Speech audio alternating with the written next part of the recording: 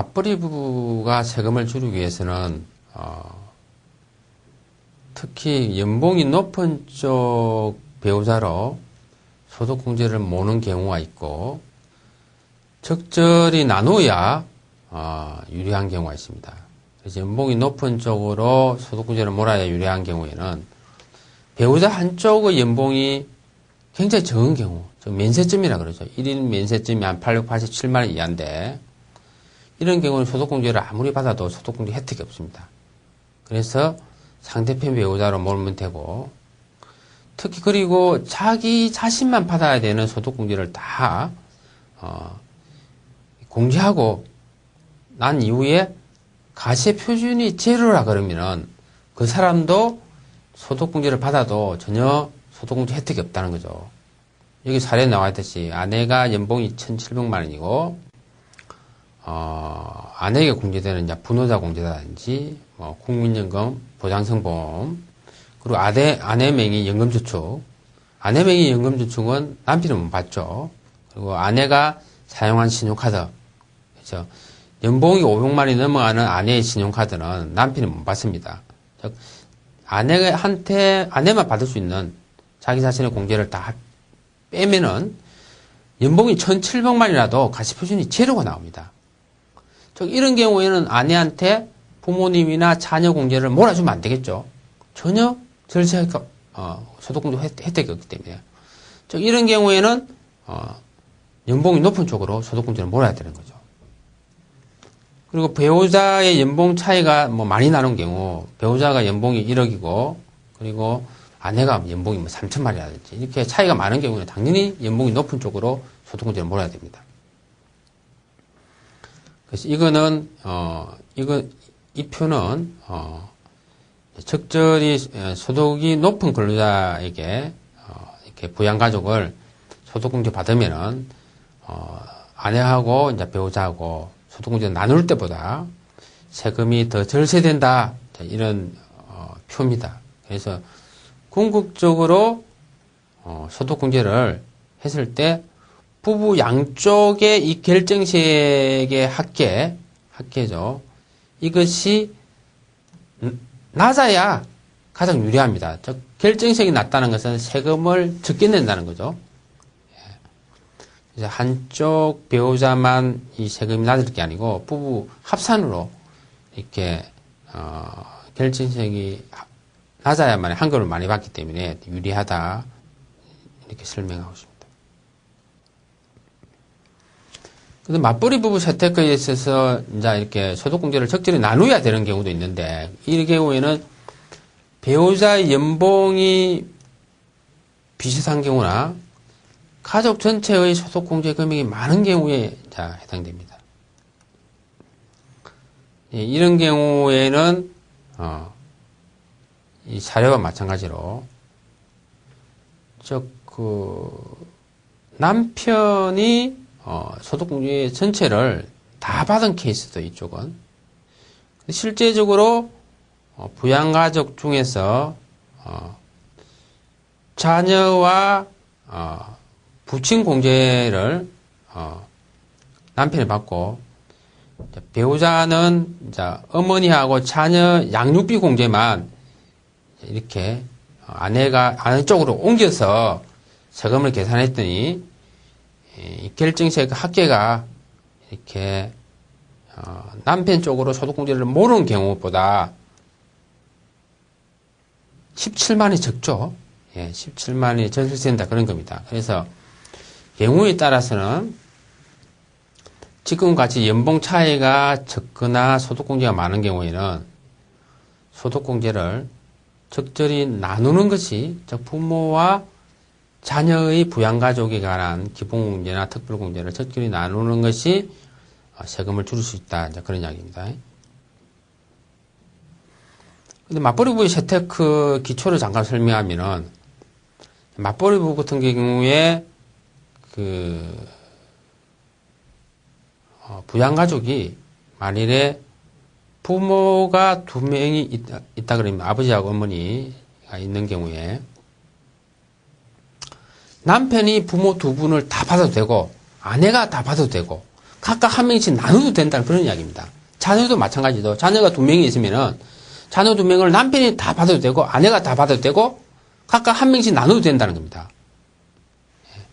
그렇기 때문에 거기에 따라서 가처표준의 누진 구간이 틀려지겠죠. 그래서 세터크 포인트가 되는 거죠. 자, 여기서 보면은 이제 배우자로 분산이 불가능한 항목도 있죠. 저 근로자 자신만 받을 수 있는 것은 당연히 분산이 안 되는 거죠. 여기도 나와봤다시피 연금저축이라든지 주택자금 공제라든지 연봉이 이제 500만 원 초과되는 배우자 같은 경우에는 그 배우자가 사용한 신용카드라든지 보장성 보험료라든지 뭐 기부금이라든지 이런 거는 그 배우자만 받을 수 있습니다. 지출한 배우자분만. 그리고 사업자한테 공제 안 되는 소득공제 항목도 있습니다. 그래서 배우자가 한 사람이 사업자인 경우에는 뭐 보험료 공제라든지 의료비 공제라든지 교육비 공제, 신용카드 공제, 주택청약저축 공제, 장기 차입금 이자 상환의 공제는 사업자에게 공제 안 됩니다. 그래서 이런 공제 항목은 가능하면 근로자가 받으면 좋다라는 거고, 특히 기본공제하고 추가공제, 특별공제를 분리해서 이제 받을 수가 없습니다. 이 이야기는 즉 아버지에 대한 기본공제를 내가 받으면은 아버지가 지출한 의료비 또 내가 받아야 된다 이런 이야기죠. 그리고 부모님 의료비 지출액이 많은 경우에는 의료비 공제는 근로자만 받을 수 있죠. 사업자인 배우자가 받을 수 없습니다. 그러려면은 부모님의 의료비 공제 혜택을 받으려면은 부모님 기본공제를 내가 받아야, 근로자인 내가 받아야 의료비 공제를 내가 받을 수 있다는 겁니다. 아내가 그 기본공제를 받으면은 부모님 의료비 공제를 내가 받을 수 없다는 거죠. 그렇게 되면은 아내가 사업자이기 때문에 아내도 의료비 공제를 못 받죠. 양쪽 다 의료비 공제를 못 받는 경우가 생긴다는 거죠. 그래서 이런 경우에는 가급적이면은 근로자인 남편이 부모님 기본공제도 받고 의료비 공제를 받는 것이 유리하다. 이제 이렇게 이야기하는 거죠.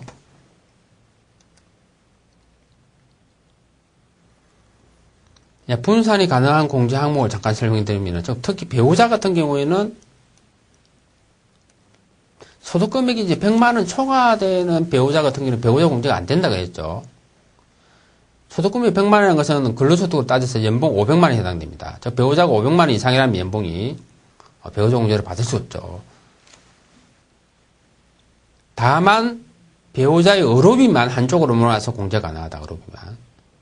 그래서 맞벌이 부부 같은 경우에 배우자가 소득 금액이 100만 원 초과되면은 배우자 공제, 배우자가 쓴 보험료 공제, 기부금 공제, 신용카드 공제를 받을 수 없습니다. 그리고 본인이 계약자이며 피보험자가 배우자인 경우에 서로 기본공제 대상에 해당되지 않아서 부부 모두가 공제가 불가능하다는 것을 참고로 알고 계시고요.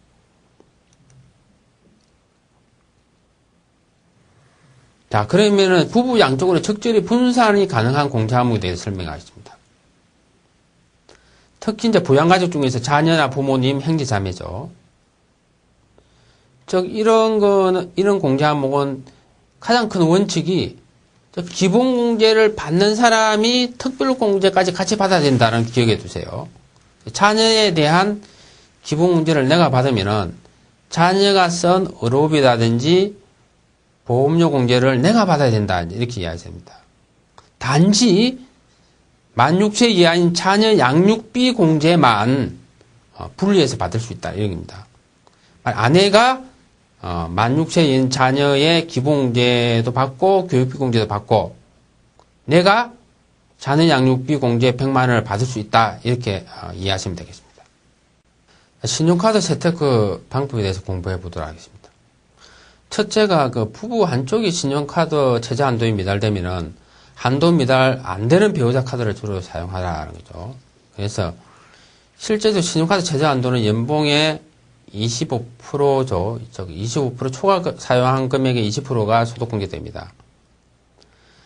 그래서 만일에 여기 사례가 나왔다시피 아내 신용카드 사용액의 최저 한도인 500만 원, 연봉이 2천만 원 곱하기 25%하면 500만 원이죠. 500만 원 밑으로 사용한 경우에는 아내가 전혀 신용카드 공제를 못 받습니다. 그래서 가능하면 이제 남편 카드를 사용하라, 이제 그런 이야기죠. 그리고 한쪽 배우자의 총 급여가 면세점 이하인 경우에는 소득공제 혜택이 없기 때문에 연봉이 높은 쪽 카드를 사용하라는 거고, 세 번째로 올해 한쪽 배우자가 퇴직을 한 경우, 퇴직한 이후에는 재직 중인 근로자의 카드를 쓰는 것이 유리합니다. 퇴직 이후에는 이렇게 소득공제가 안 되기 때문에 그런 거죠. 특히 또 이제 사업자인 배우자는 신용카드 공제가 안 되죠. 그래서 사업자인 그 배우자가 근로자인 배우자 카드를 사용해야 유리합니다.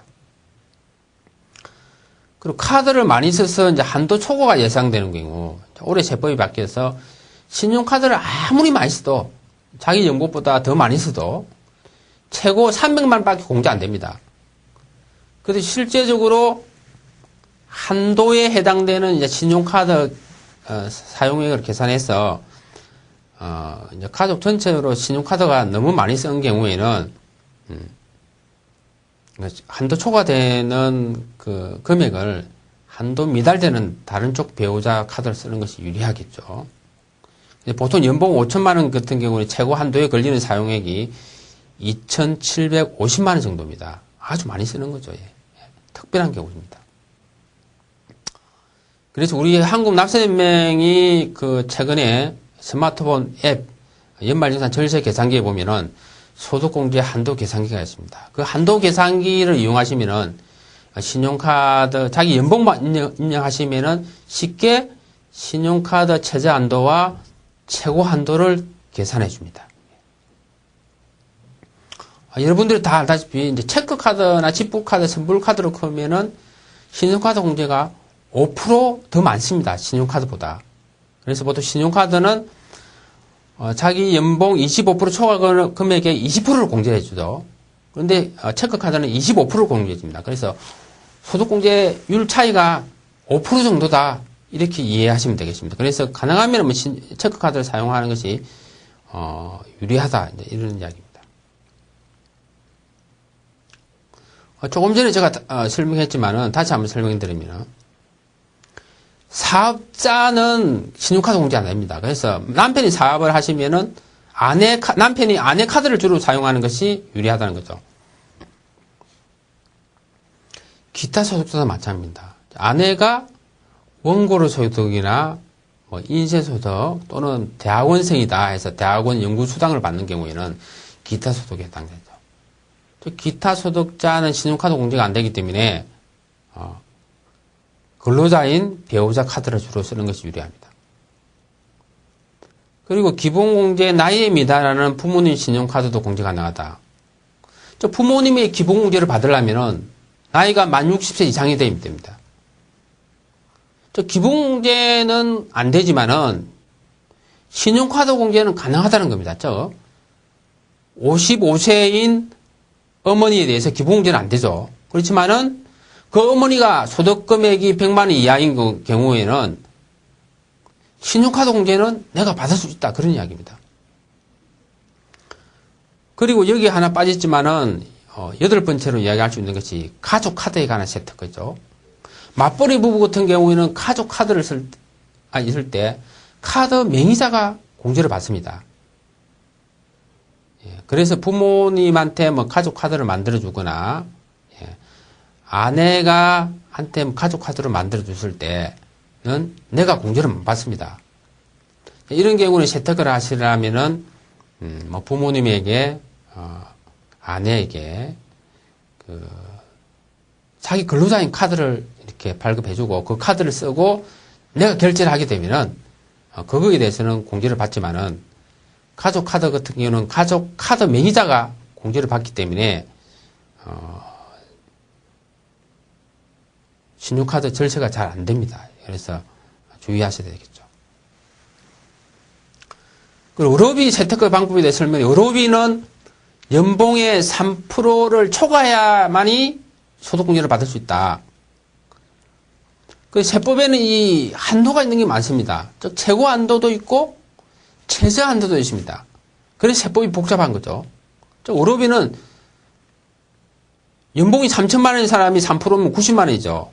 즉 90만 원을 이하로 의료비를 장려했다면 일은 한 푼도 공제를 안 된다는 거죠. 그래서 만약 남편 연봉이 3천만 원, 아내 연봉이 2천만 원이고 가족 전체로 의료비 지출을 80만 원 하였다면 남편이 공제받으면 최저 한도에 미달해서 공제가 전혀 없습니다. 그렇지만 아내가 의료비 공제를 받으면 20만 원이 소득 공제된다 그런 이야기죠. 또 한쪽 배우자의 총 급여가 적거나 면세점 이하인 경우에는 소득이 높은 쪽에서 의료비 공제를 하는 것이 유리하겠죠. 특히 의료비 공제 이 한도 계산하는 것도 납세연명의 연말정산 계산기 앱을 통해서 지금 연봉만 입력하면 간단하게 계산하실 수 있습니다. 조금 전에 설명한 거를 이 표로서 지금 설명하고 있죠. 그래서 남편이 3천만 원 연봉 남편이 의료비 공제를 하게 되면은 최저 한도가 90만 원이 됩니다. 연봉이 3%가. 그렇지만은 가족 전체로 의료비 지출액이 80만 원이기 때문에 한도에 미달해서 1원 한 푼도 공제 안 된다는 거고, 연봉 2천만 원의 아내가 공제를 하게 되면은 아내는 최저 한도가 60만 원밖에 안 됩니다. 그래서 80만 원의 의료비를 지출하기 때문에 즉 20만 원에 대해서는 소득 공제를 아내가 받을 수 있다 이런 이야기죠. 상당히 어려운 내용입니다. 그래서 세법이 왜 이렇게 어렵게 최저 한도도 있고 최고 한도도 있냐, 어떤 분이 이런 질문을 하시더라고. 그 이유는 뭐 기획재정부에서 납세자 엿먹이려고 그랬냐, 뭐가 그랬냐. 그렇진 않고, 이제 사실 어떤 정치가들 입장에서는 소득공제를 해준다는 것은 정치적으로 좋은 뉴스입니다. 그래서 생색은 내고, 그렇다고 해서 너무 많이 감세를 해주면은 국가가 운영이 안 되겠죠. 실제적으로 의료비 공제를 해준다고 생색은 내지만은 실제적으로 감세 효과를 줄이기 위해서 이 최저 한도라는 제도도 있고 또 최고 한도라는 제도도 있는 것입니다. 자, 그러면 기부금에 대해서도 세탁하는 방법에 대해서 알아보죠. 그래서 기부금도 한도가 있죠. 예, 기부금은 소득금액의 10%가 한도입니다. 즉 종교단체 기부금 같은 경우에는 앞에서 이야기했듯이 이 소득금이라는 것은 연봉에서 근로소득 공제를 뺀 금액이 소득금이라고 했죠. 그래서 그 소득금액의 10%가 기부금 한도입니다. 그래서 여기서 예를 들었죠. 만약 아내의 연봉이 2,400만 원이라면 아내의 근로소득 공제가 1,035만 원입니다. 그래서 연봉에서 근로소득 공제를 뺀 금액의 10%가 즉 136만 5천 원이 소득공제 한도다는 거죠. 그래서 아내가 이 금액 이상으로 기부를 하게 되면은 공제가 안 됩니다. 공제 혜택이 없다는 거죠. 그래서 만일에 가족 전체로 교회에 11조를 했다 이렇게 하면은 기부금 400만 원을 했다 그러면은 실제로 한도 초과되는 금액에 대해서는 남편 이름으로 기부하는 것이 유리하다는 거죠. 단 올해부터 세법이 개정돼서 기부금 한도 초과액은 5년간 이율 공제가 가능합니다. 그렇지만 뭐 내년에 퇴직하거나 매년 가족 전체적으로 이렇게 기부를 많이 한 경우에는 이율 공제 혜택이 없죠. 이런 경우에는 한도 초과액에 대해서는 상대편 배우자 이름으로 기부를 하는 것이 절세의 한 방법입니다. 그래서 기부금 이 재테크에 있어서 기부금 한도 계산하는 것도 납세연명의 연말정산 앱을 통해서 지금 제공되고 있습니다.